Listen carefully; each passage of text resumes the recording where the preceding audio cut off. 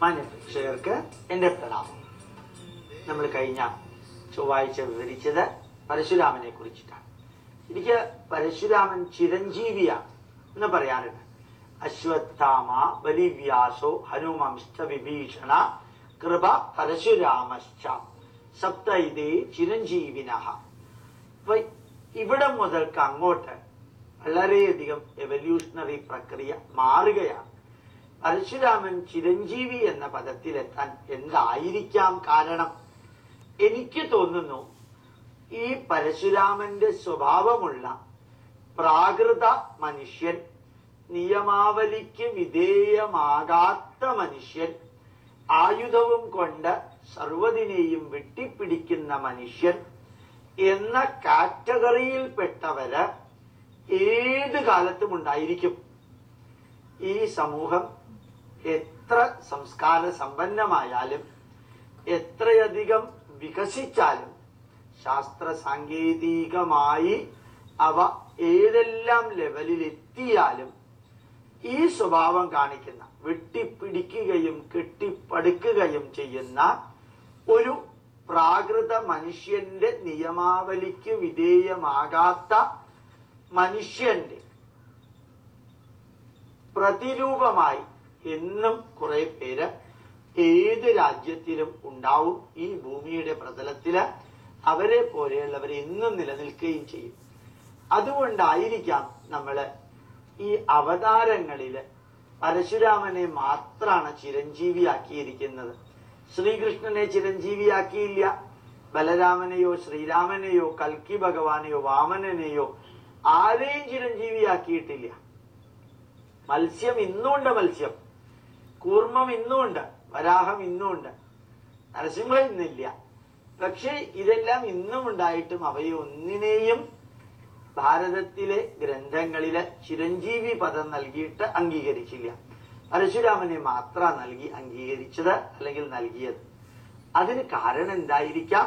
പരശുരാമന്റെ രൂപത്തിലും ഭാവത്തിലും അല്ലെങ്കിലും പരശുരാമൻ എന്താണോ ചെയ്തത്, ആ ചെയ്ത കാര്യങ്ങള് അതേപോലെ ചെയ്യുന്ന ഒരു വിഭാഗം ഏത് കാലഘട്ടത്തിലും ഭൂമിയുടെ ഉപരിതലത്തില് മനുഷ്യരൂപത്തില് നിലനിൽക്കുന്നുണ്ടാകും. അത് ശ്രീരാമനെ പോലെ ഒരു രാമൻ ഉണ്ടായിന്ന് വരില്ല, ബലരാമനെ പോലെ ഒരു ബലരാമൻ ഉണ്ടായിന്ന് വരില്ല, ശ്രീകൃഷ്ണനെ പോലെ ഒരു ശ്രീകൃഷ്ണൻ ഉണ്ടായിന്ന് വരില്ല.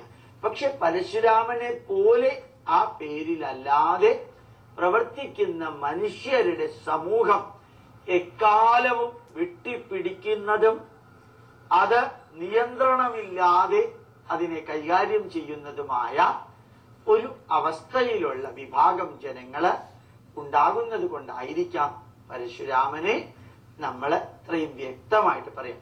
ഈ പരശുരാമനും കേരളവും തമ്മിൽ വല്ല ബന്ധമുണ്ടോ? ഇത് വളരെ രസകരമായിട്ടുള്ളൊരു ചോദ്യമായിട്ട് എനിക്ക് തോന്നാറുണ്ട്. ഇങ്ങനൊരു ചോദ്യം വരികയാണെങ്കിൽ എങ്ങനെയാ മറുപടി പറയുക എന്നുള്ളത് ഞാൻ ചിന്തിക്കാറുണ്ട്. ഈ ഭാരതത്തിൽ എവിടെ നിങ്ങൾ നോക്കിയാലും നിങ്ങൾക്ക് ഒരു കാര്യം മനസ്സിലാക്കാൻ സാധിക്കും. പരശുരാമാവതാരം എവിടെയാ ഉണ്ടായതെന്ന് നാഗാലാൻഡിൽ ചെന്ന് ചോദിച്ചാൽ അവര് പറയും നാഗാലാൻഡിന്റെ അപ്പുറത്ത് ജമദഗ്നി കുണ്ടത്തിലാന്ന് പറയും.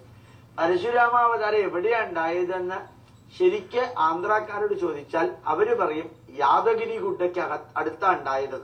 പരശുരാമാവതാരം എവിടെയാ ഉണ്ടായതെന്ന് കാശ്മീരിൽ ചോദിച്ചാൽ അവര് പറയും ഗംഗ ഉത്ഭവിക്കുന്നതിന്റെ അടുത്താണ് ജമദഗ്നിയും ജമദഗ്നിയുടെ ഭാര്യ പരശുരാമൻ എല്ലാം വസിച്ചിരുന്നതെന്ന്.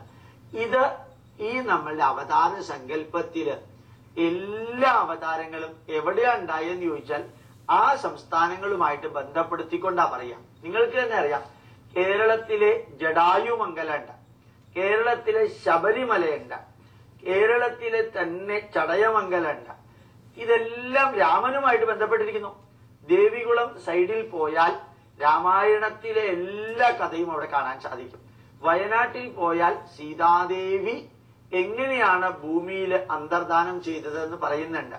യഥാർത്ഥത്തിൽ സീതാദേവി അന്തർദാനം ചെയ്തത് അയോധ്യയുടെ അടുത്തായിരിക്കണം. എല്ലാ സംസ്ഥാനങ്ങളിലും ഈ അവതാരങ്ങളുമായിട്ട് നേരിട്ട് ബന്ധമുള്ള പല കാര്യങ്ങളും പറയുന്നുണ്ടാവും. അതുകൊണ്ട് പരശുരാമനാണ് കേരളം ഉണ്ടാക്കിയത് എന്ന ആ വിവരണത്തിന് എന്തർത്ഥം നമുക്ക് കൽപ്പിക്കാൻ സാധിക്കാം? ഒരു ആസുരീക ശക്തി അല്ലെങ്കിൽ പ്രകൃതിയുടെ ശക്തി ഒരു സുപ്രഭാതത്തിൽ കോടാലി എറിഞ്ഞ് ഒരു കര വീണ്ടെടുക്കുന്ന ലാഘവത്തോടു കൂടി കടല് അങ്ങ് പുറകോട്ടിറങ്ങി നേരെ കരയെ അടിച്ചമർത്തി സഹ്യപർവ്വതം ഉണ്ടാക്കി ആ പ്രദേശം മുഴുവനും കരയാക്കി ഒരു സുപ്രഭാതത്തിൽ മാറ്റിയ ഒരു കഥയുടെ അഥവാ ഒരു സംഭവത്തിന്റെ പ്രതിരൂപമായിട്ട് പരശുരാമൻ കോടാലി എറിഞ്ഞു എന്ന് പറയാനായിരിക്കണം സാധ്യത. എന്താ കാര്യം? ഇന്നും സഹ്യാദ്രിയില് സഹ്യപർവ്വതത്തില് നല്ലോണം കുഴിച്ചാൽ ധാരാളം മത്സ്യങ്ങളുടെ അസ്ഥികൂടം കിട്ടും, കക്കകൾ കിട്ടും.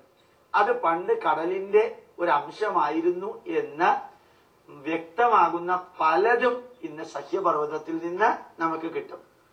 അതിന്റെ അർത്ഥം സമുദ്രം തന്നെയാണ് ഈ കരയെ പെട്ടെന്ന് ഒരു ജർക്കിലൂടെ ഉണ്ടാക്കിയിരിക്കാൻ സാധ്യതയുള്ളത്.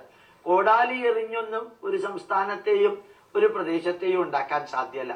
അത് കടലിലുണ്ടായ റെവല്യൂഷണറി ചേഞ്ചിനെ നമ്മൾ സിംബോളിക്കായിട്ട് അവതാരത്തിനെയും കൂടി ചേർത്തുകൊണ്ട് വിവരിക്കുന്നു എന്ന് മാത്രം. അതിനേക്കാൾ കൂടുതൽ അവിടെ സയന്റിഫിക് ആയിട്ടോ ആന്ത്രപ്പോളജിക്കൽ ആയിട്ടോ എവല്യൂഷണറി തിയറിയുടെ ബേസിലോ ഒന്നും നമുക്ക് പറയാൻ സാധ്യമല്ല. എന്തു പറഞ്ഞാലും അബദ്ധമായിരിക്കും. അത് യുക്തിക്ക് നിരക്കാത്തതായിരിക്കും, അതേപോലെ ബുദ്ധിക്ക് നിരക്കാത്തതായിരിക്കും, ശാസ്ത്രത്തിന് നിരക്കാത്തതായിരിക്കും. കാരണം ഈ അറ്റത്ത്, കേരളത്തിന്റെ തെക്കേ അറ്റത്ത് നിന്നുകൊണ്ട് നമ്മളെ പോലെയുള്ള ഒരു 6.5 അടി പൊക്കമുള്ള ഒരു 100 കിലോ ഭാരമുള്ള ഒരു പരശുരാമനെ പോലെ ഒരാള് ഒരു കോടാലി വലിച്ചെറിഞ്ഞാൽ കാസർഗോഡ് അപ്പുറത്ത് ഗോകർണം വരെ എത്തുമെന്നും 780 കിലോമീറ്റർ ദൂരം അത് പോകുമെന്നും വിചാരിക്കുന്നത് അബദ്ധമാണ്. അപ്പൊ ശരിക്കും പറഞ്ഞാൽ ഒരു കഥാരൂപത്തില് കടലിലുണ്ടായ മാറ്റത്തെ റെവല്യൂഷണറി ചേഞ്ച് പോലെ വിവരിച്ചുകൊണ്ട് നമുക്ക് നൽകുന്ന ഒരു സൂചന മാത്രമായിരുന്നിരിക്കണം പരശുരാമൻ. നമ്മൾ വാമനാവതാരം ഉണ്ടായത് കേരളത്തിലാ പറയാറുണ്ട്. വാമനന് വന്നതിന് ശേഷമാണല്ലോ പരശുരാമൻ വരിക. അപ്പൊ ഇതെങ്ങനെയാ യോജിക്കുക? എല്ലാവരും ചോദിക്കാറുണ്ട്. ഈ വാമനാവതാരവും പരശുരാമാവതാരവും ഇതെല്ലാം നമ്മൾ കേരളത്തിനോട് ബന്ധപ്പെടുത്തുന്നു. ഗുജറാത്തികളെ അവിടെ ബന്ധപ്പെടുത്തുന്നു. വാമനാവതാരം അവിടെയാണ് ഉണ്ടായത്, പരശുരാമാവതാരം അവിടെയാണ് ഉണ്ടായത്. ആന്ധ്രയിൽ പോയാൽ അവര് ബന്ധപ്പെടുത്തുന്നു. അപ്പൊ നമ്മൾ വളരെ ശ്രദ്ധിക്കാനുള്ളത് ഒരു പുരാണിക് പ്രസന്റേഷൻ ആണ് എവല്യൂഷൻ. പുരാണത്തിന്റെ കഥയിലൂടെ നമ്മളോട് അവതരിപ്പിച്ചിരിക്കുകയാണ് ഈ ദശാവതാരം എന്ന് പറയുന്നത്. അപ്പൊ അതിനെ ആ രീതിയിൽ കണ്ട് പ്രകൃതിയിലുണ്ടാകുന്ന, പ്രപഞ്ചത്തിലുണ്ടാകുന്ന മാറ്റങ്ങൾക്ക് വിധേയമായ ഒരു പരിണാമത്തിന്റെ ചരിതമാണ് വിവരിക്കുന്നത് എന്ന് മനസ്സിലാക്കാൻ നമുക്ക് സാധിക്കട്ടെ എന്ന് പ്രാർത്ഥിച്ചുകൊണ്ട് എന്റെ വാക്കുകൾ അവസാനിപ്പിക്കുന്നു. വിനീത പ്രണാമം. നമസ്കാരം.